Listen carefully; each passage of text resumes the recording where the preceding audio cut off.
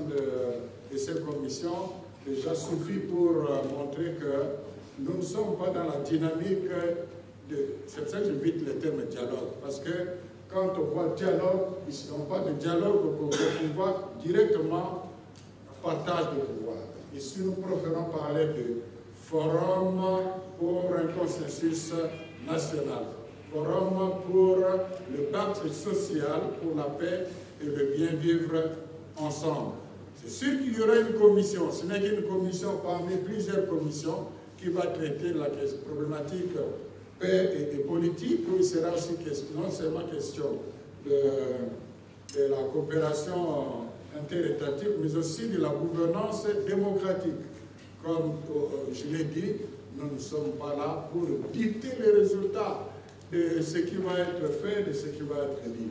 Le gouvernement de Kinshasa et les M23, et j'ai cru comprendre que les chefs religieux, ou en tout cas dans cette démarche du forum, on va sillonner les pays, s'il faut le dire ainsi.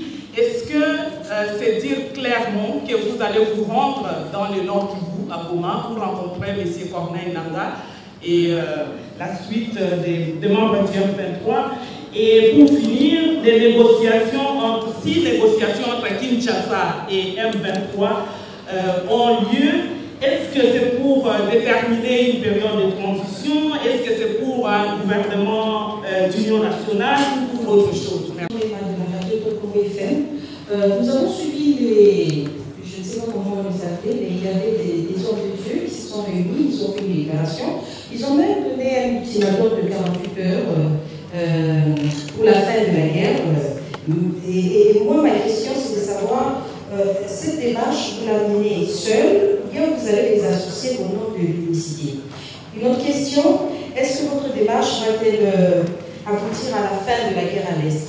Je voudrais vraiment avoir une réponse très précise et directe. La paix dont vous parlez, la paix sociale, la paix durable, implique l'apport de toutes les couches sociales. De la démarche. Est-ce que dans l'immédiat, des prises de contact ou un échange avec l'AFC et le F23 sont prévus? Préliminaire pour tâter le terrain.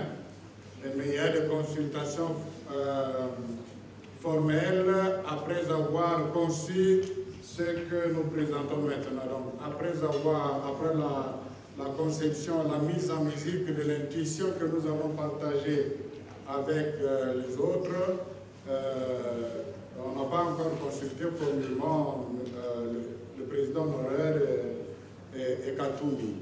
Donc, le révérend dit vrai, mais dans le contexte de contact préliminaire, partager l'intuition pour voir un peu la faisabilité. De la même façon, avant de rencontrer formellement les chefs de l'État, on avait aussi des contacts préliminaires avec les ténors de sa famille politique pour tester la faisabilité. Je crois que le malentendu, donc c'est clair, hein? Voilà. Alors, par rapport au contact avec le M23, je vous dis simplement que nous avons une bonne expérience qui a fonctionné quand M23 occupait une bonne partie de l'Est, juste, je crois, Kabumba, entre Rutshuru et Goma. Nous, la Senko, nous sommes allés, c'était en pleine guerre.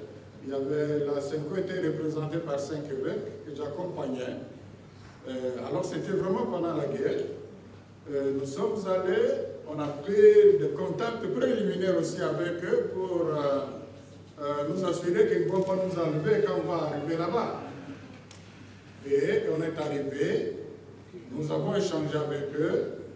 Nous avons dit ce que nous croyons comme bien du pays dans cette crise. Ils ont donné leur cahier de charges que nous avions donné à qui de droit. Les confessions religieuses, vous avez raison, ça n'a pas de sens que nous prêchions la cohésion nationale et que nous ne puissions pas prêcher par l'exemple. avant même, dans les cas de contacts préliminaires justement, comme je viens de dire, il y avait déjà contacts pour tâter le terrain auprès des autres chefs de confession religieuse qui sont aussi ouvertes à l'initiative. Mais maintenant, nous devons y aller formellement, échanger avec eux pour voir dans quelle mesure on peut collaborer. Ils ont beaucoup apporté dans cette initiative, donc là, c'est vraiment pas un problème pour nous.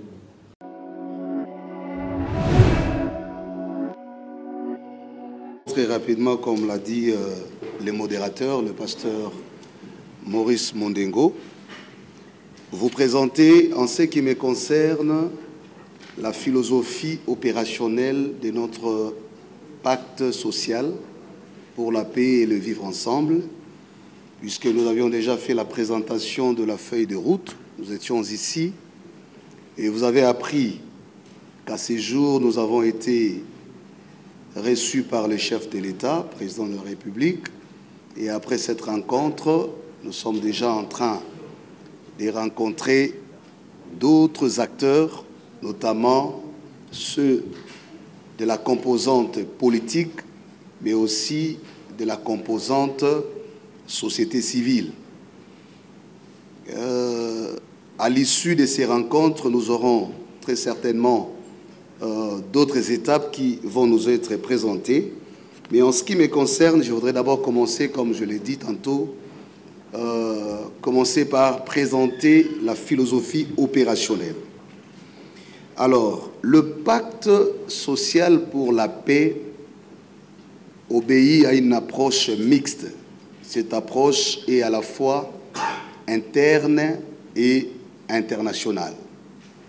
En ce qui concerne les aspects internes, le pacte vise la construction du consensus national autour des valeurs ontologiques des Bumuntu et qui ont fait preuve dans l'histoire de notre pays en ce qui concerne la résolution des conflits politiques ou militaires et même des conflits ethniques ou communautaires.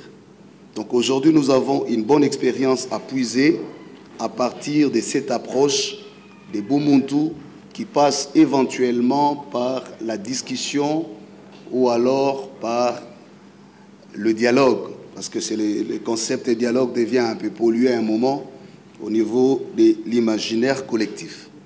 Donc retenons ensemble que notre démarche en ce qui concerne ces projets ou cette initiative vise principalement à construire un consensus national. Et ce consensus national vise quel objectif? A pour objectif, un, c'est de voir dans quelle mesure nous pouvons régler tous les problèmes que nous connaissons aujourd'hui, mais dont les origines ou les causes remontent de très longtemps. Dans l'analyse de notre approche, nous avons refusé de rester uniquement sur les contextes immédiats, un peu comme qui dirait vouloir résoudre les problèmes des individus. Parmi les critiques qui sont formulées à nos différents formats de dialogue, y compris le dialogue de Santiti qui a débouché sur l'ordre constitutionnel en vigueur, d'aucuns disent que les dialogues au Congo ne visent que résoudre les agendas des acteurs ou des protagonistes. Et par conséquent, une fois que les agendas des individus trouvent satisfaction, l'essentiel est oublié, le pays est oublié, la population est ignorée et le cycle se maintient. Et c'est ce qui alimente d'abord, et d'ailleurs toute la polémique aujourd'hui, quand on apprend l'initiative, les gens se disent encore un dialogue. Pourquoi les dialogues?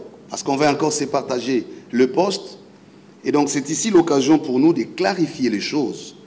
Que l'approche que nous mettons en place, cette initiative, ne vise pas le dialogue comme on en a l'habitude. On va réunir les acteurs, on ne réfléchit pas sur les fonds des questions, on prend les agendas, les mémos et puis on s'arrête.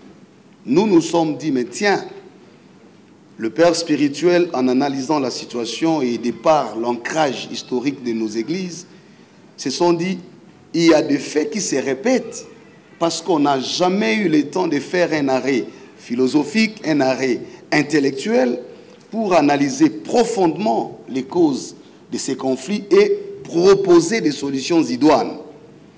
Donc, la première dimension, lorsque nous allons réfléchir à l'interne en vue de ces consensus, les questions ne seront pas seulement abordées autour de qui dit révision constitutionnelle, qui dit gouvernement, qui dit détournement, qui dit M23, mais les questions vont aller en profondeur. D'où le deuxième objectif serait de réfléchir sur des thématiques qui sont déjà identifiées et qui vous seront certainement présentées par mon collègue tout de suite pour que vous sachiez les formats que nous mettons en place, les forums que nous voulons mener, va partir des réflexions qui vont être développées par des techniciens, par des experts, par des scientifiques, de tous bords, qui vont, tout en s'émancipant des appartenances politico-religieuses ou même culturelles, mais restant dans un agenda objectif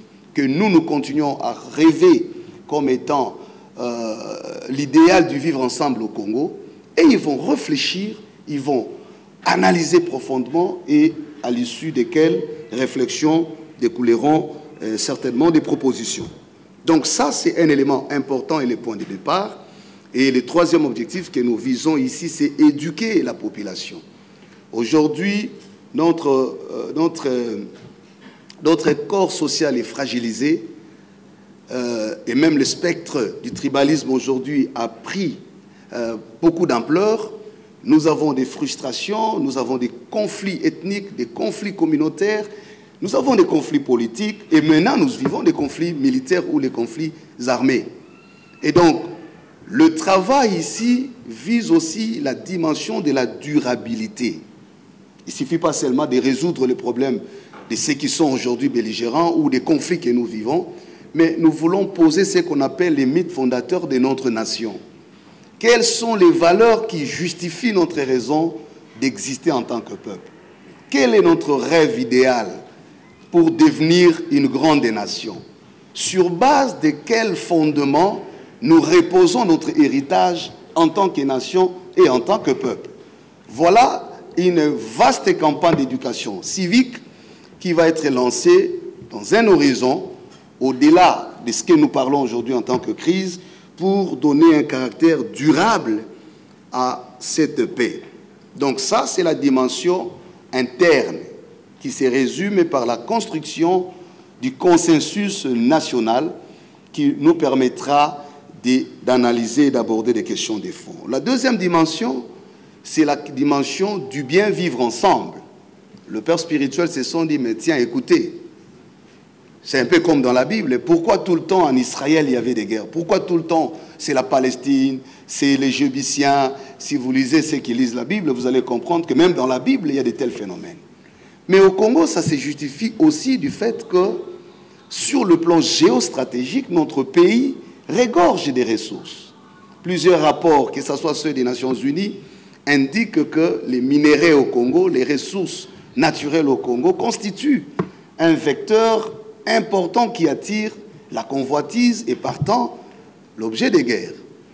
Et donc nous ne pouvons pas rêver construire la paix au Congo, nous ne pouvons pas penser avoir une paix durable sans aborder aussi les causes profondes qui sont géostratégiques, non seulement par rapport aux pays voisins qui nous entourent, encore qu'il faut rappeler que les voisins, on ne les choisit pas, ils sont toujours et déjà avec nous, mais aussi tous les enjeux économiques, les enjeux du vivre ensemble, les enjeux fonciers, les terres.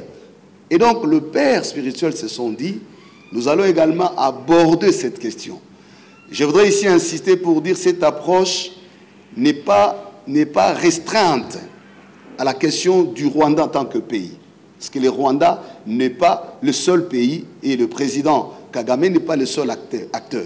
C'est vrai qu'aujourd'hui, et malheureusement, avec l'évolution de l'escalade verbale, la tension qu'il y a eu, nous sommes arrivés à une phase où il y a vraiment animosité entre entre peut-être nos peuples, rwandais et congolais, entre nos dirigeants.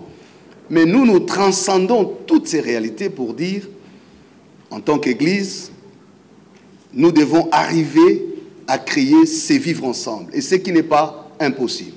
Pourquoi? Il y a des exemples.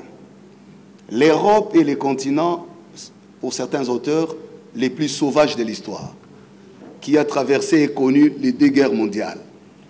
Mais aujourd'hui, nous voyons l'Europe vivre dans la dimension qu'on appelle Union européenne, Schengen. Ce sont des exemples que je donne. En Amérique, on a connu aussi les mêmes situations. Mais pourquoi d'autres continents sont arrivés à dépasser ces réalités et à construire un vivre ensemble? Ça, c'est un. Des deux, il est arrivé des temps où nos pays ont été en difficulté avec les voisins, mais grâce à l'apport de l'Église, je vais ici rappeler l'expérience de 2012, avec toujours le M23, combien les églises catholiques protestantes et peut-être d'autres religions ont contribué dans la diplomatie parallèle pour décanter les crises qu'il y avait au niveau politique dans la diplomatie classique. Peut-être qu'aujourd'hui, quand on parle de l'Église, et je l'entends souvent dans les discours même des journalistes que vous êtes, mais est-ce que c'est le travail de l'Église de faire ça? Tantôt on nous taxe des églises politiciennes, tantôt on dit, bon, enfin, je ne vais pas entrer dans cette polémique.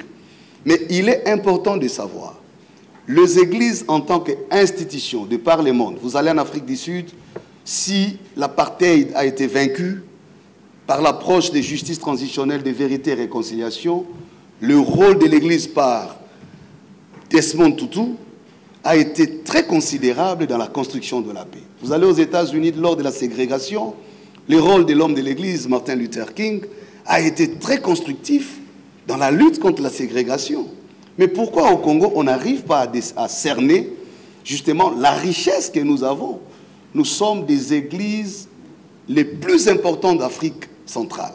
Ce sont des petites informations que je donne pour dire, de ce point de vue, nos églises sont en mesure d'apporter une bonne contribution sur ces faits. Voilà pourquoi j'ai fini ici pour dire l'objectif qui est au niveau régional, c'est que nous allons aussi nous intéresser à tous ces acteurs impliqués directement ou indirectement dans cette crise, mais aussi des personnes ressources qui peuvent jouer un rôle important dans la transformation des conflits en opportunités du vivre ensemble. C'est comme ça que vous apprenez, ou vous apprendrez davantage, que vos églises, porteuses de cette initiative, vont se déplacer, contacter, discuter. Ce n'est pas pour aller vendre le pays, mais discuter pour trouver des voies et moyens, d'abord d'analyser ensemble les causes profondes de ces crises, proposer des voies de sortie et reconstruire le vivre ensemble. Je voudrais m'arrêter par là, et certainement on aura le temps de poser des questions, si vous en avez, il y en aura certainement.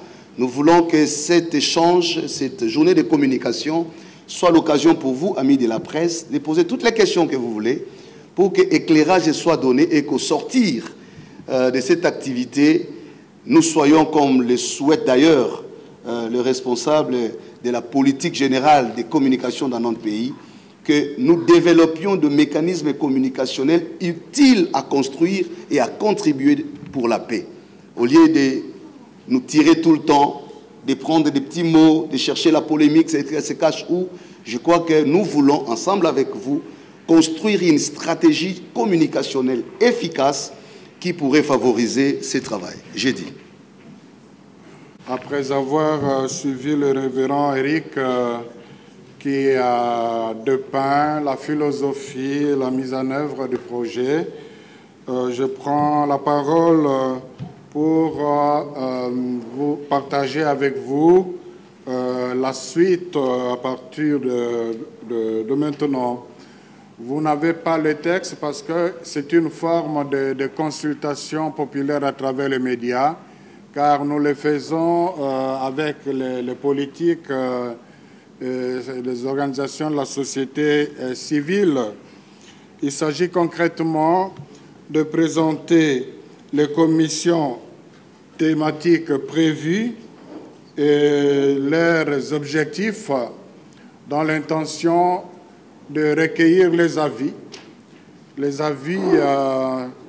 pour reformuler, on peut ajouter, on peut fusionner, mais aussi pour lancer un appel aux compétences parce que c'est le Congo qui réfléchit et le Congo est plein de matières grises. Certainement, les principaux acteurs impliqués vont proposer leurs experts, mais la nation congolaise aussi, qui n'est pas impliquée en politique, a beaucoup d'expertise qu'une telle entreprise ne peut pas ne pas tenir compte, dont ne peut pas tenir compte. Commission thématique, axe de travail et objectifs. 1. Défense et sécurité pour la paix. L'objectif, c'est renforcer les dispositifs de sécurité coopérative et lutter contre les groupes armés illégaux. Je crois que demain, vous aurez dans les médias les textes qui pourront servir de référence après avoir tenu compte de quelques observations qu'on aura ici. 2. Diaspora congolaise engagée pour la paix. Objectif, encourager la participation de la diaspora dans les initiatives de pacification et de développement. 3. Paix par la cohésion sociale et interculturelle. L'objectif, c'est promouvoir la réconciliation, le dialogue interethnique et la tolérance culturelle. 4. Paix par l'économie transfrontalière et l'éco-développement. Objectif, mettre en place les mécanismes d'intégration économique favorisant la stabilité et la coopération régionale. 5. Paix politique, institutionnelle et diplomatique. Objectif, renforcer le cadre de coopération interétatique et la gouvernance démocratique. 6. Commission artistes et sportifs pour la paix. Objectif, utiliser la culture et le sport comme outil de sensibilisation et de rapprochement des populations. 7. Plaidoyer mondial pour la paix.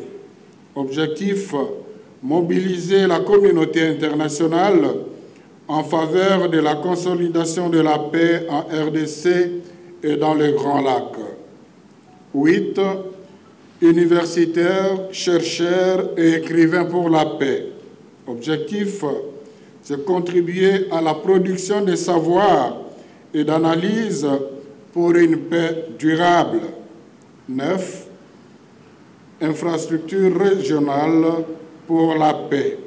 Objectif, développer des infrastructures transnationales, routes, énergie, voies ferrées, favorisant l'intégration et la stabilité. Je le répète, il s'agit là de propositions et le secrétariat technique est ouvert à recueillir les avis et considérations qui pourraient permettre de les amender et de vous proposer quelque chose qui pourra servir de référence de ces commissions. Donc, dans l'ensemble, l'objectif de ces commissions, c'est de travailler avec les experts attitrés pour donner à nos politiciens, à ceux qui ont la vocation de gérer la chose commune, la matière, l'expertise nécessaire pour une bonne gouvernance. Comme l'a dit le révérend Eric, vous aurez compris dans la projection des commissions qu'il ne s'agit pas de tenir avant tout compte des agendas de ceux qui veulent diriger le pays, mais plutôt le bien de la population, l'intérêt du pays.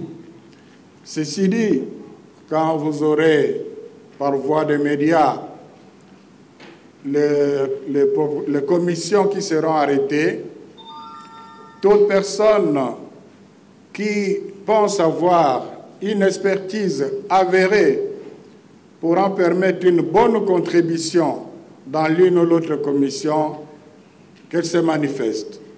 Certes, les personnes directement impliquées, nos représentants qui vont se parler entre eux, auront aussi à proposer leurs experts, parce qu'il faut quelque part assurer les politiques. En même temps, on doit prendre les dispositions pour que les politiques n'étouffent pas l'initiative par leurs appétits politiques. Donc l'appel est lancé. Le secrétariat examinera objectivement les candidatures documentées. On devra vraiment se rassurer que ceux qui se sont présentés sont vraiment des experts de pointe qui peuvent réfléchir à la gouvernance du pays. Voilà, je vais être bref. La suite suivra. Donc, les ateliers, une fois les commissions seront constituées avec les experts, vont commencer à travailler. Et c'est là déjà un premier niveau d'exercice et de consensus sur ce que le pays doit adopter comme un mode de gestion du pays, de gestion de la crise, etc. Et c'est la matière qui sortira de ces différentes réflexions des experts qui va être proposée à ceux qui vont participer au Forum national pour les consensus, au Forum pour les consensus national. Vous constaterez qu'on évitera d'utiliser souvent le terme dialogue qui est pollué dans le contexte de notre pays. Nous préférons parler du Forum pour le consensus national. Donc, un document qui mettrait d'accord tous les Congolais, quels que soient les pouvoirs qui pourront se succéder, ils devront se souvenir que les intelligences congolaises, au-delà des ambitions politiques, se sont réunies et ils ont pensé que c'est la voie indiquée pour que le Congo bénéficie de ses richesses et que le Congo puisse vivre en paix avec ses voisins. Je vous remercie. Nous n'étions pas allés dans une prétention de jugement, mais nous étions allés dans une perspective objective de dire le pays est supérieur à tous. L'intérêt supérieur du pays passe en premier. Des deux, l'avenir de la nation, nous passerons, y compris le président. Mais quel héritage laisserions-nous? Que deviendrait le Congo dans 30, dans 50, dans 100 ans? Est-ce que nous aurons toujours ce pays à l'état initial? Parce que, vous devez le savoir, vous êtes de la presse, les enjeux sont énormes. Et nous estimons que dans notre analyse, nous avons transcendé les considérations individuelles, partisanes, pour cerner la quintessence des enjeux. Et de ce point de vue, nous nous sommes vraiment mis d'accord. C'est pourquoi les deux mots que nous avons présentés, et nous réitérons encore une fois comme des mots-clés, c'est la compréhension commune de la situation, des enjeux, mais aussi la ferme volonté d'arriver à une cohésion nationale. Alors, d'autres interlocuteurs, bien entendu, après lui, nous avons commencé et nous continuons. Nous avons déjà rencontré quelques acteurs. Il y a Martin Fayoulou qu'on a rencontré. On a rencontré Joseph Kabila. On a rencontré Moïse Katumbi. On a rencontré les autres acteurs. Aujourd'hui, juste après ici, on a d'autres acteurs à rencontrer. Unanimement, tout Congolais estime que est arrivé le temps pour notre pays de se stabiliser. Plus personne n'a besoin de voir ces pays continuer dans des conflits, dans des guerres. Vous ne savez pas à quel niveau nous sommes humiliés comme nation, au point que les autres pensent que les Congolais ne sont pas en mesure de trouver les solutions à leurs propres problèmes. Et ça, c'est un défi national.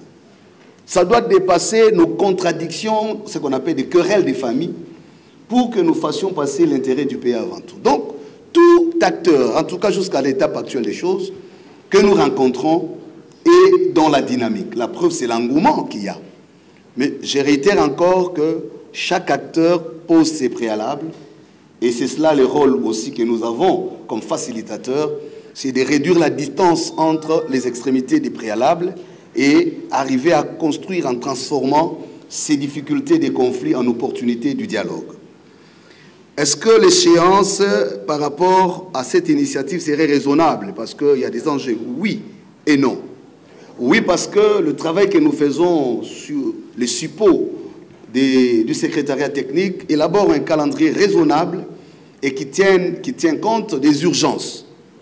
Mais en même temps, non, parce que tout ne dépend pas de nous. Parce qu'il y a des acteurs concernés, il y a des réalités au niveau national, au niveau régional, au niveau international. Donc quand nous mettons le tout ensemble, ça donne toute la complexité de l'action dans sa dimension procédurale et opérationnelle, mais nous continuons à prier et nous travaillons d'arrache-pied et concomitamment, en même temps que nous travaillons ici sur le plan national, nous sommes déjà en train de travailler aussi sur le plan international avec le pays de la région, avec les organisations régionales et même avec le relais au niveau du Conseil de sécurité pour faire passer déjà les choses en tenant compte de tous les enjeux. La prise de contact, je vais m'arrêter à la troisième question pour laisser mon collègue venir finir. Peut-être qu'il va encore insister sur ça. Gardez à l'esprit, comme nous l'avions dit et nous le répétons, dans notre approche, nous visons la paix durable. Et il serait, en tout cas aberrant, sinon illusoire de penser avoir la paix sans inclure tous les acteurs concernés.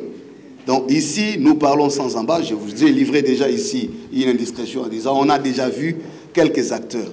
Oui, M23, c'est vrai, ça devient comme une psychose. Il y a beaucoup de choses à se dire. Mais gardez à l'esprit, notre posture est celle de transformer les conflits en opportunités de vie.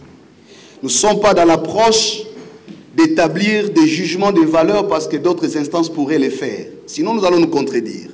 Nous sommes engagés dans la démarche de la paix. La paix, pas seulement comme absence de bruit des armes, mais paix comme reconstruction du mythe fondateur de notre existence en tant que nation. Essayons de nous émanciper des expériences antérieures. Nous avons raison, nous sommes tous traumatisés. Ça, ce sont des effets du traumatisme. Parce que nous avons vécu trop d'échecs, trop d'hérédites, et chacun a ses subtilités. Mais les églises, le père spirituel estime, il faut exhumer la fierté de notre nation. Il faut amener les choses au-delà de ces discours populaires pour voir comment nous pouvons arriver. Donc, les acteurs seront tous contactés, et cela a été dit clairement au chef de l'État. C'est que nous vous disons, nous l'avons dit au chef de l'État. Et pour ça, nous avons la latitude dans notre démarche. Comme vous le savez, c'est notre initiative et nous avons la latitude de faire et nous voulons à ce niveau que le peuple congolais comprenne qu'il ne s'agit pas de comploter contre les pays. Ce ne sont pas quand même des églises de cette envergure qui vont s'offrir à des complots pour avoir quoi? Personne n'est là pour comploter contre le pays. Qu'est-ce qu'on nous donnerait par ceux qui ont pris les armes que nous pouvons avoir ici dans notre pays? Donc il faut enlever des stéréotypes qu'il y a et arriver à une construction du raisonnement rationnel pour comprendre que l'intérêt supérieur, qu'est la paix, doit dépasser tout ce qui est considération. Je laisse la passe à mon collègue pour répondre à d'autres questions.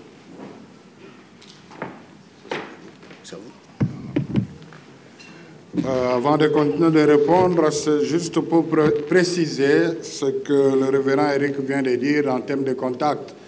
Donc, il y a eu des contacts préliminaires pour tâter le terrain, mais il y a des consultations formelles après avoir conçu ce que nous présentons maintenant. Donc, après la conception, la mise en musique de l'intuition que nous avons partagée avec les autres, on n'a pas encore consulté formellement le président honoraire et Katumbi. Donc, le révérend Edic dit vrai, mais dans le contexte de contact préliminaire, partager l'intuition pour voir un peu la faisabilité. De la même façon, avant de rencontrer formellement les chefs de l'État, on avait aussi des contacts préliminaires avec les ténors de sa famille politique pour tester la faisabilité. Je crois que le malentendu, donc c'est clair, hein? Ouais. Voilà. Alors, par rapport aux échéances, on ne peut pas vous donner un calendrier précis, mais le temps presse. Si nous ne voulons pas vous donner un calendrier précis, simplement, nous ne sommes pas dans la logique d'imposer aux politiques, aux parties prenantes, ce qu'ils doivent faire. On doit les respecter aussi. Je donne juste un exemple. Il arrivera un moment où les regroupements politiques devront proposer les personnes qui vont les représenter dans ce forum. Combien de temps ils prendront? Nous pourrons leur dire notre vœu, notre désir, que ce soit bref, mais ça ne dépendra pas de nous. Et tout comme le pacte que nous voulons, ce n'est pas que la SENCO et l'ECC ont créé un projet d'impact à faire adopter aux politiques. Non. Nous prenons l'initiative de sensibiliser les uns les autres, de montrer la nécessité, l'urgence de se mettre ensemble pour réfléchir, et c'est de leurs échanges que sortira un consensus national.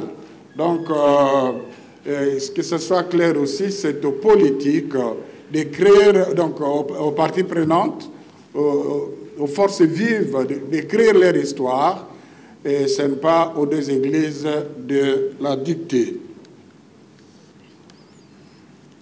Alors, par rapport au contact avec le M23, je vous dis simplement que nous avons une bonne expérience qui a fonctionné quand M23 occupait une bonne partie de l'Est, juste, je crois, à Kabumba, entre Rutshuru et Goma.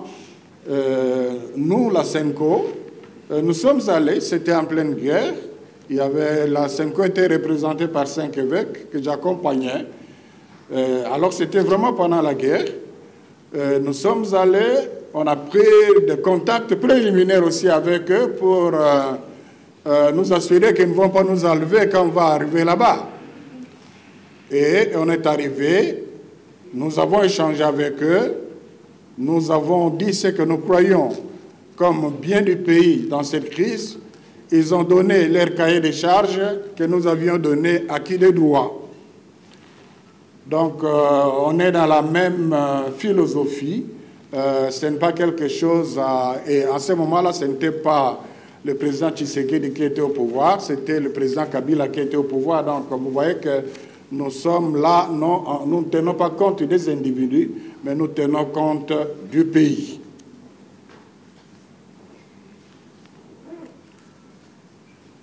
Les confessions religieuses, vous avez raison, ça n'a pas de sens que nous prêchions la cohésion nationale et que nous ne puissions pas prêcher par l'exemple.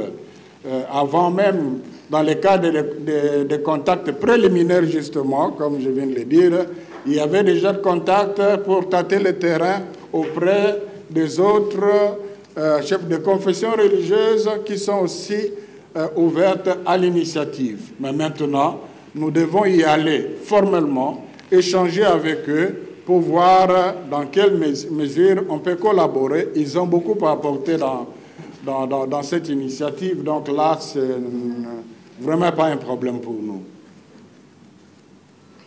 Alors pourquoi les universitaires et pas les enseignants? Évidemment, la commission parle des universitaires, des chercheurs, parce qu'un des grands enjeux de ce forum que nous souhaitons pour le consensus national, c'est aussi de revisiter le passé.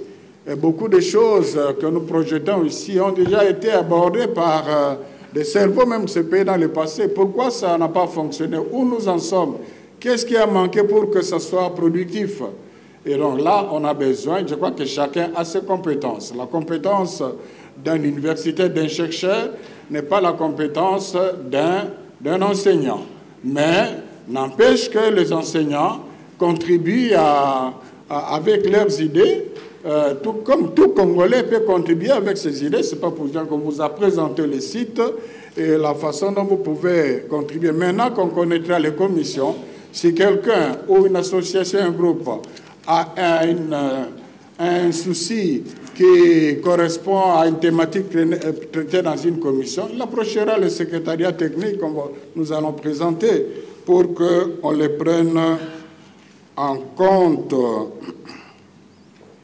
Je crois qu'on a balayé toutes.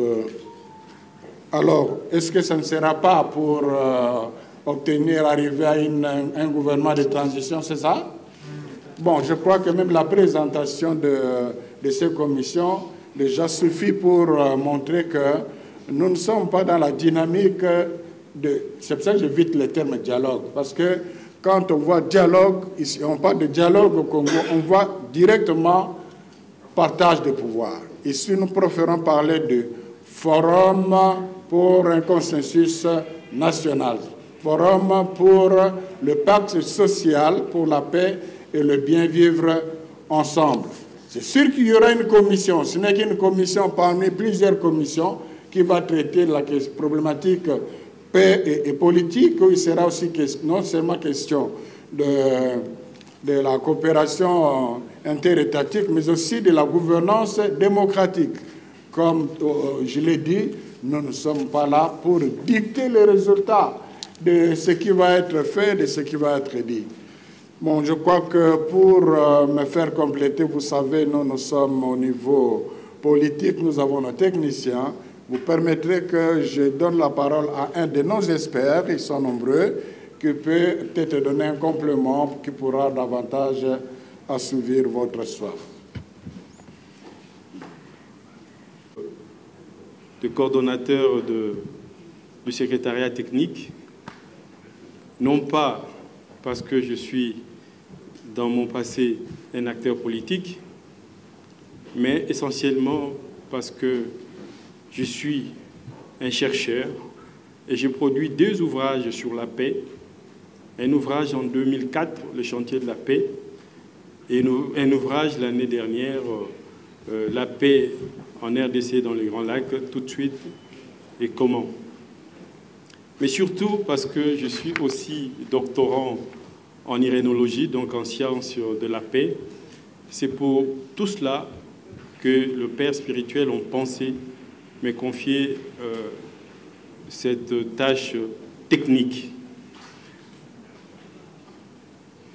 Cette responsabilité technique a des exigences, au premier rang desquelles la discipline de fonctionnement ou la discipline des services.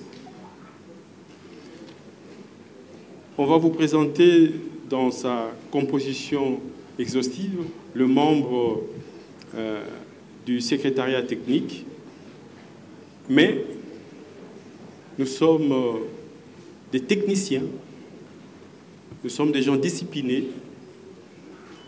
et les seuls porte-parole de cette dynamique du pacte social pour la paix et les bien vivre ensemble sont le monseigneur Donatien Cholet et le révérend Éric Senga. Vous allez vous habituer à notre silence et nous laisser faire notre travail des techniciens. Monseigneur, je vais peut-être vous décevoir, mais nous allons vous fournir les travaux techniques pour qu'ensemble nous lancions ces signaux forts du sursaut moral et intellectuel des Congolais. Voilà pourquoi je préfère vous redonner la parole et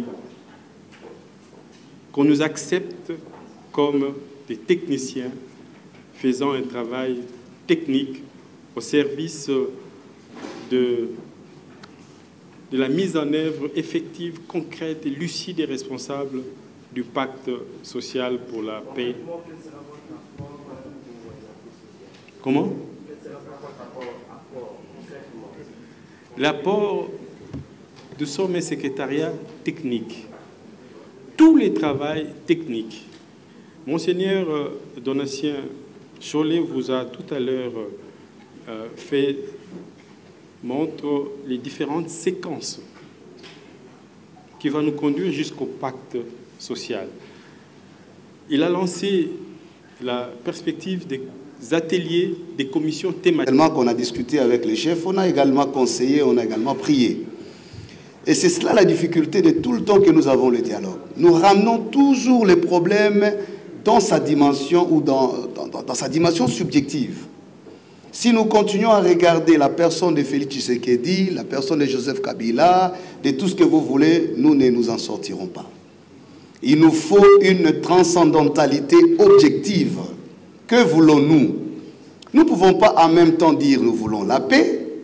Nous parlons à 2000 km de là où les choses se passent. Nous avons des églises. Vous n'imaginez pas la souffrance. Même de nos militaires, ce ne sont pas des hommes faits pour mourir. Ils ont aussi droit à la vie, ils ont des familles. Donc, je ne peux pas comprendre que nous parlions de la paix, mais en même temps, nous soyons sceptiques à tout mécanisme qui peut conduire à la paix. Dites-moi une seule fois au monde quelle est cette guerre qui a été vaincue sans les dialogues. Vous suivez ce qui se passe en Ukraine, hein? On a réuni tout, l'OTAN est derrière ceci, mais je vous dis en coulisses, il y a des discussions. Donc, il y a des choses qu'il faut mettre sur le compte de la guerre. Il y a aussi, quelqu'un a parlé de la guerre médiatique. C'est comme ça que ça se passe. Dans un temps de conflit, chacun utilise ce qui est possible. Mais là, nous, notre rôle, c'est transformer les conflits en opportunités de paix. Pas rajouter les ingrédients dans les conflits. Notre rôle, ce n'est pas de dire X est un ange, Y est un démon. Sinon, on ne fait pas ce travail. Donc, habituez-vous à cette posture-là. Nous voulons trouver la solution. Pas identifier les problèmes pour les amplifier. Non. Que ça soit vraiment clair dans nos esprits. De deux, la question du M23, je l'ai dit ici, vous avez raison, tout le monde, un chat échaudé a peur même de l'eau froide. Mais vous avez suivi hier, il y a eu plénière. Déjà dans le mécanisme institutionnel, le débat est là. Il y a une commission. Pourquoi il y a cette commission? Quelqu'un a cité le président de l'Assemblée qui a dit que la paix ne serait pas vendre le pays. Mais il faut qu'on comprenne la dynamique. Est-ce que pour autant, nous voulons être contre le chef de l'État qui a pris des positions? Non, mais quand un chef de l'État prend des positions, il les prend au nom du pays.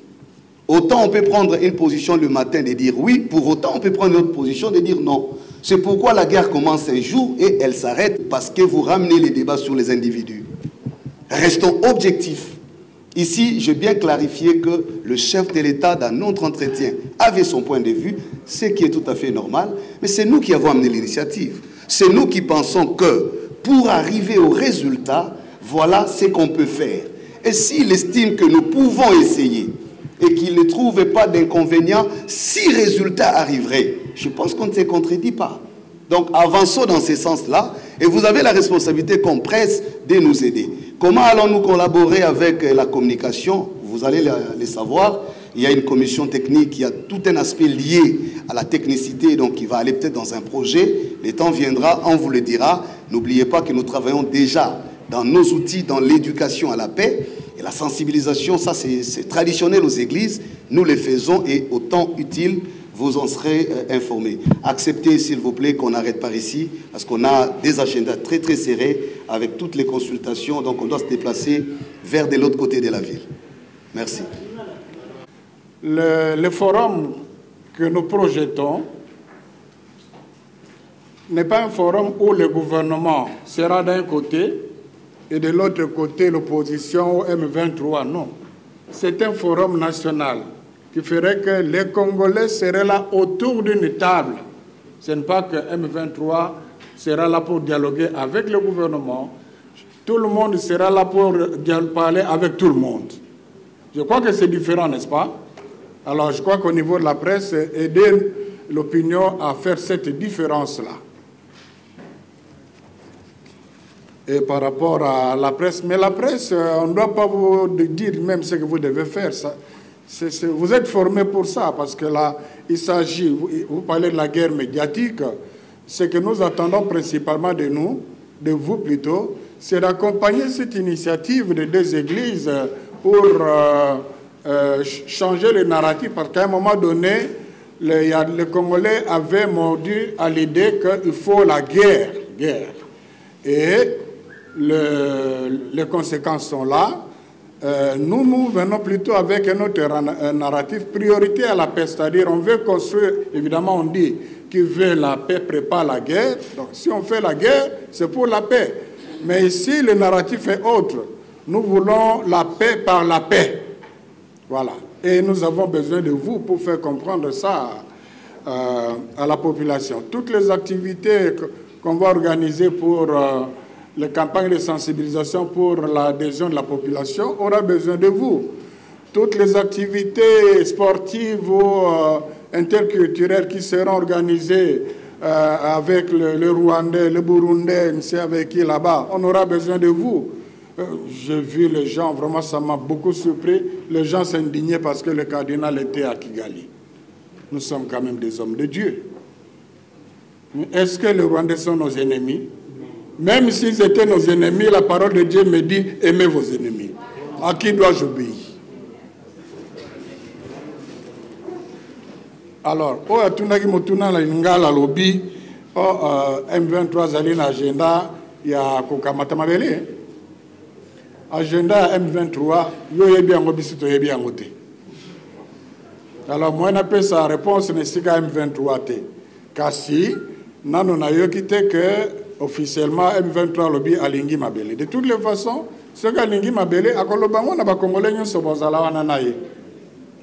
Et puis bon ba otala na misu pe ba so la likambo biso tozali na likambo te ya ko dicter bosala boye biso to lobi bosangana to sangana o azana likambo objectif ya lisanga wana ezali kimiezo na mboka na nzela libeyela ele kimbu mibu kolekantuku misato lelo bitumba lobi bitumba lelo bitumba lobi bitumba toza okende liboso te bato baza kosiela kokufa misolo oyo ekoka osala te mboka etongama ezali kobeba eske eza na nzela biso na bonkoko na biso oyo palable africaine mpona nini totiango na pemeni yango wana batata milimo basangani balobi te toza na liloba ya nzambe ya solo kasi tozali mpe na bwanya ya bakoko oyo ekoki kolakisa biso nzela nini toyoki kobongisa bankoko so toza nango na nzela ya lisolo esika te ezala na nzela